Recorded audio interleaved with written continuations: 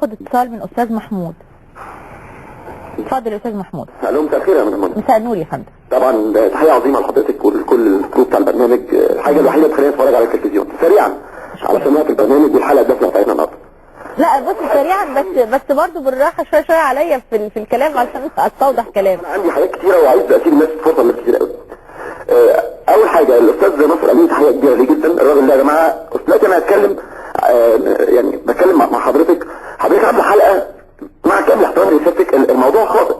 يعني سيادتك بتقولي حق التظاهر. هو حق التظاهر في الوضع اللي احنا فيه ده غلط. يعني قانونيا انا كشاب مصري عايز انزل اتظاهر دلوقتي على حاجه مش عاجباني، حاجه انا ليا فيها حق، القانون بيجرني. يعني القانون انا في النهايه بعد ما يحصل مثلا اعتقال في شارع او يحصل حاجه احط قدام قاضي، والقضاء المصري نزيه جدا جدا. لكن اسفا القضاء المصري هيطبق القانون. فبعد ما القضاء المصري يطبق القانون هيواجه ان انا عملت تظاهر في ظل وجود قانون اسمه قانون الطوارئ بيمنع هذا الشيء. طيب اسمح لي يا استاذ محمود، انا يمكن يكون جزء من بيان الداخليه في رد على حضرتك. بيان الداخليه لم يشير من قريب او من بعيد لقانون الطوارئ، انما في جمله بيقول ايه؟ طبعا بعد ما يعني بيؤكد على حق التظاهر وحريه التعبير في مصر وانه الشرطه مرتبطه بيها ومرتبطه بضبط النفس. قال لك ايه؟ ان من حق رجال الشرطه استعمال القوه لتفريق المظاهره المحظوره استنادا الى القانون الذي ينص على ان، واللي جاي ده جزء من نص القانون، لرجل الشرطه استعمال القوه بالقدر اللازم لاداء واجبه إذا كانت هي الوسيلة الوحيدة لذلك. حدد القانون 3 حالات على سبيل الحصر يجوز فيها استخدام السلاح الناري، من بينها الحالة الثالثة وهي فض التجمهر أو التظاهر إذا عرض الأمن العام للخطر، وذلك بعد الإنذار بالتفريق وفقا للضوابط. إذا وزارة الداخلية ما بتستندش لقانون الطوارئ، إنما واضح إن القانون العادي الجنائي هو اللي بيدي حق رجل الشرطة في إنه يقبل يعني يوافق عليها أو يرفضها وكيفية التعامل معها. حضرتك يعني عملت سبوت لايت على البقعة اللي في القانون المصري في الدستور المصري اللي بتدي حق وزارة الداخلية في فض تظاهر. مش في دستور في الدنيا يحط طريقة فض مظاهرة سلمية بالطريقة دي. انا كنت شايف بيان على واقع حصلت في لورنس في فرنسا سنة 2002. حصل زيادة نوعا ما في ضريبة حاجة على الطرق السريعة للسيارات المركبات الثقيلة ذات الوزن الثقيل. النتيجة ان السواقين ما عجبهمش قرار، جمعوا اكثر من 5000 شاحنة ووقفوا حركة الطريق تماما، وكان لهم طلب بسيط جدا. الطلب ان الشخص اللي حط القرار ده يجي يواجهنا. يا اخوانا هنشيل الموضوع، هنشيل الضريبة الخط دي. لا، الشخص اللي حطها لازم يجي يواجهنا. وفي النهاية استاذ اسماعيل، اتفضل يا استاذ اسماعيل. السلام عليكم ورحمة الله. وعليكم السلام ورحمة الله وبركاته. احنا متشكرين على البرنامج الجميل ده ونشكر حضرتك والسادة الحضور. شكرا. احنا بنكلم حضرتك بالنسبة للاعتصام.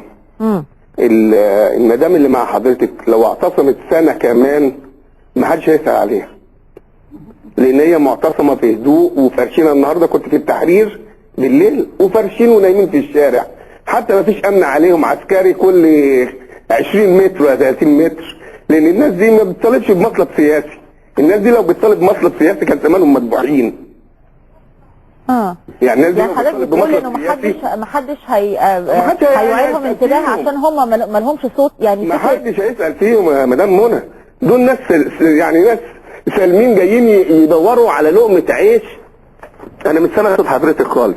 اتفضل يا فندم، سامعك. ايوه يا فندم، دول ناس جايين مسالمين بيدوروا على رزقهم، على قرش حلال يكسبوه. الناس دي لو سابوا الشغل ده يروحوا فين؟ يعني يروحوا فين؟ يسرقوا ولا يقتلوا؟ يعني استاذ اسماعيل حضرتك يعني شايف ان هم يروحوا بيوتهم احسن؟ الناس دي تروح بيوتها لان ما حدش هيسال فيها. بقى لهم 24 يوم حضرتك. بقى لهم 24 يوم نايمين في الشارع ومحدش بتقول لك لا احنا هنفضل قاعدين. حضرتك مسؤول اتحرك. ما هو يا ريت يحصل دلوقتي، يا ريت يكون في مداخله زي ما حضرتك دخلت بالتليفون في اي دوله اوروبيه كانت الدنيا اتقلبت. يا ريت يكون في مداخله لاي مسؤول. ما هي الدنيا هتتقلب عشان مين ولا مين؟ ده هم مش هم بس، ده في اتفاقات زيهم وفي 60 قاعدين في البيوت مستنيين، وكلها حاجات بسيطه وطلبات مشروعه يا مدام منى. طيب يا استاذ اسماعيل، هسألك نفس السؤال. لو عندك مطلب او شكوى واتسددت في وشك كل الابواب زي مدام ميرفت او عمال تسون او كل الفئات اللي واقفه قدام مجلس الشعب، هتعمل ايه؟ هتعتصم ولا لا تفضل قاعد في البيت؟ ده شيء طبيعي. هتعتصم؟ ده حق اصيل. هتعتصم فين بقى يا استاذ اسماعيل؟ قول لي. لا ده انا هطلع بقى فوق المجمع، حضرتك هتصل فوق المجمع فوق خالص. لا ده هتطلع تنط. ما انا البلد يا مدام منى. طب يعني استاذ اسماعيل بالرغم من ان هو شايف انه ما فيش جدوى من اللي بيعملوه، الا انه يعني هو نفسه ممكن يلجأ لصيغه الاعتصام.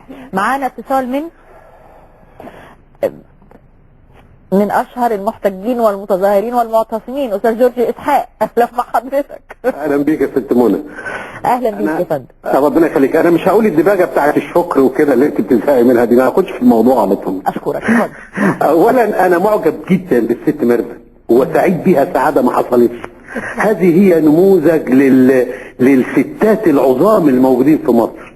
دي نموذج لامي اللي انا بفتكرها، بشوف في الست ميرفت بفتكر امي العزيزه، لان هم دول ستات مصر اللي هيبنوا مصر فعلا. الله يسلمك. وانا بقول لها يعني صري على موقفك، لان هذا هو موقف مشرف لكل الناس. انا بس عايز اوجه رساله للسيد اللواء اللي بيقول انه الولاد عايزين يغيروا المسار فضربوه ومنعوه. هو انت اديته تصريح اساسا عشان يقف؟ انت ما اديتوش تصريح اساسا. وانا عايز اقول ان احنا منذ ان بدأنا حركة كفاية لم نأخذ تصريحا من الامن، لاننا استخدمنا حقنا الدستوري وحقنا الدولي. الحق الدستوري بيقول لك انك انت تخطر فين، زي ما قال الاستاذ ناصر، فين والساعة كام، وانشر في الجورنال هذا الكلام. لكن انا هروح للامن اقول له النبي انا عايز اعمل مظاهرة، هيقول لك طبعا روح، وبعدين اروح